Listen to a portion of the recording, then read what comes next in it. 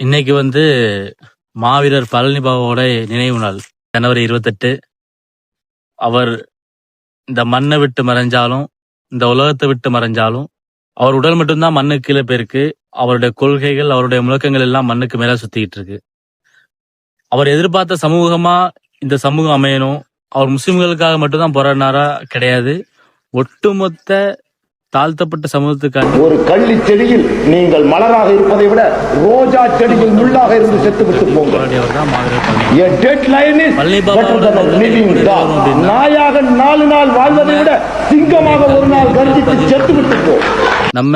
நம்ம பெற்ற கல்வி அறிவை என்னைக்கு சமுதாயத்துக்காக பயன்படுத்துறோமோ, நம்ம பெற்ற கல்வி அறிவை என்னைக்கு அடுத்தவங்களுக்காக பயன்படுத்துறோமோ, அன்னைக்கு தான் பழனி பாபாவோட நோக்கங்கள் நிறைவேறும், பழனி பாபாவோட கொள்கைகள் நிறைவேறும். பழனி பாபாவோட மாணவன் சொல்றதுல பெருமை இல்ல.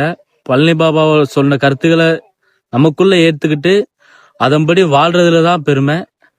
இதுல பெருமைப்படுறதை விட அதன்படி நடக்கிறது தான் ஒவ்வொரு இளைஞர்களும் புரிஞ்சு கொள்ளக்கூடிய முக்கியமான ஒரு வாழ்க்கை நெறிமுறை அது.